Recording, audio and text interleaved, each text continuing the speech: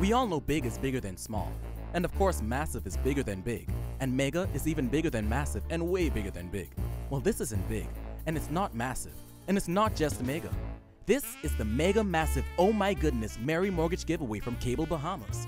Our grand prize winner will get their mortgage and utilities paid for a full year. Another winner will get their utility payments, and another winner will get all their cable services for an entire year. That's up to $40,000 in prizes in the mega massive oh my goodness Merry Mortgage giveaway.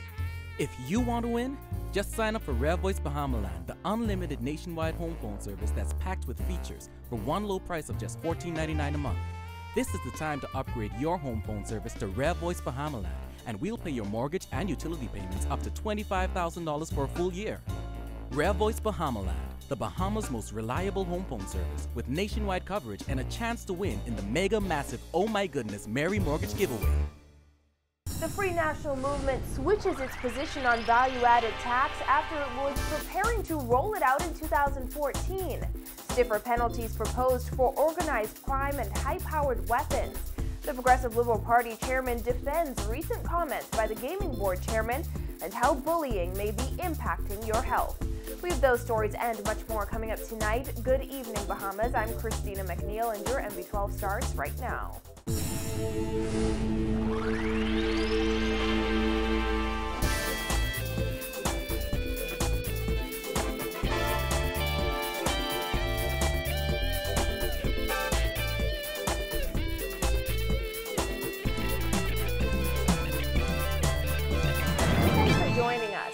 Years after the former F&M-led administration examined the implications of value-added tax, it seems the party has done an about-face on the critical issue. In a statement released this afternoon, party leader Dr. Hubert Minnis insisted that because of callous disregard, the Christie administration will stuff VAT down Bahamians' throats, whether they agree or not. However, it turns out the F&M would also have implemented VAT if it hadn't been kicked out of office. Vonique Toot reports.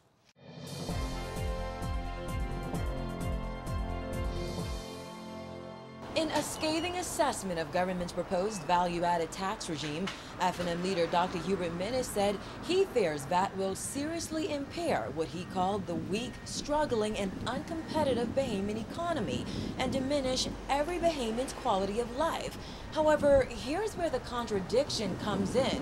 While addressing the Rotary Club of Freeport just a few months ago, former Minister of State for Finance Shivargo Lang revealed that the F&M government was looking at VAT and would have given early consideration to it had it been re-elected last year. In office, we certainly looked at implementing it, and if we had been returned to office, would have given it early consideration in the term. However, we would have also given it broad consideration in the context of the wider reforms to our tax system that we were already undertaking. In fact, Lang pointed out that a report put forth back in 2008 or 2009 is the basis of the current proposal being discussed. Now, fast forward more than 3 months later to Dr. Minnis's comments on VAT. In a statement released today, the F&M leader said the Free National Movement is concerned that the PLP government, apart from being manifest and uninformed about the details of the proposed new system, intends, notwithstanding such ignorance, to shove the VAT tax down the throats of the Bahamian people, whether the people agree or not. He also called VAT regressive. Well, Lang, who is an economist, says there's no question VAT is regressive, but so is customs duty. Some also argue that it is a regressive tax, meaning that it really taxes the poor more than it taxes the rich. And in our context, that might be an issue, but why? The custom duties is a regressive tax. And so we are switching one regression or adding one regression to another regressive tax. So it is in most territories in the world, and others are seeking to do so. So there has to be something about it that is appealing enough to cause so many countries to overlook the complexities involved. Minnis also urged the government to release its draft legislation and come clean on the circumstances which have prompted this sudden lurch towards the imposition of VAT. However, that's something Lang also touched on during his August 15th presentation on VAT and its implications on the Bahamian economy. It is a live issue today because in the wake of the Great Recession and its impact on the Bahamas' fiscal position, the imperative for increasing government revenue is great. In other words, the government needs cash, money. That's the bottom line, that's the reality. However, both men did express concern over the July 1st implementation date. Lang predicted that if government sticks to that date, one of two things would happen. One of two things will happen with this proposition. One, either it will be delayed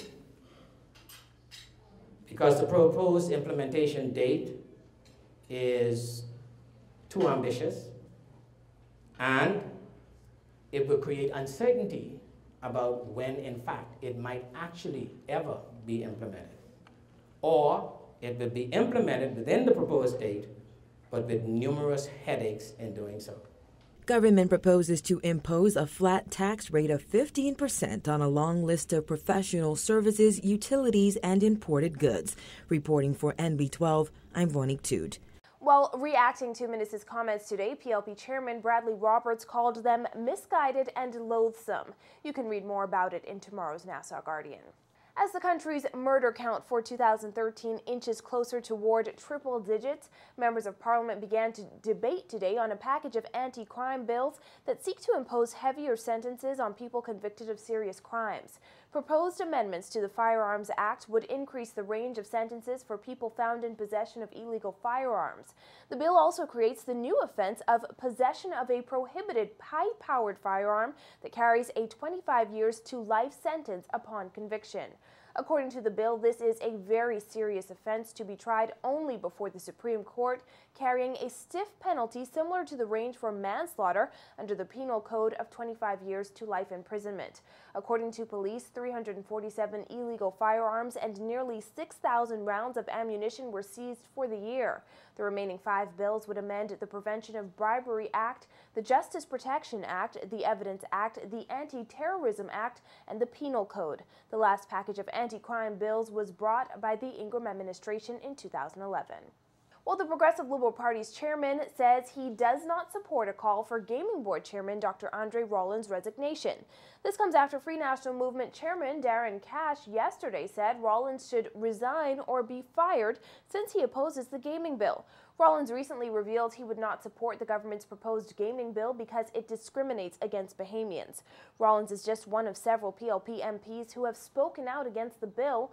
Roberts says his personal views on the matter of discrimination have never been a secret, and differing views show democracy is alive and well. It's around the question of discrimination against Bahamians. That is the sole issue, as I understand it.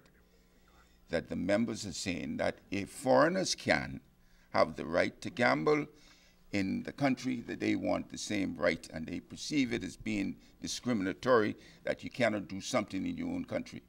I don't believe any right Bahamian would disagree with that principle. What is good for the goose, gotta be good for the gander. Despite members of the government speaking out against the bill, Roberts says he is confident it will pass in the House of Assembly. There was absolutely no doubt in my mind whatsoever that the legislation, in whatever form, in the finality, will be passed. And it will be supported by the overwhelming, if not all, of the members of the PLP side. Coming up, how cyberbullying can take a toll on your health. Cyberbullying, and cyberbullying takes place not only in children, but in adults as well. But first, the Minister of Education sends a message to the Bahamas Union of Teachers regarding work to rule. We'll tell you more when NB12 returns.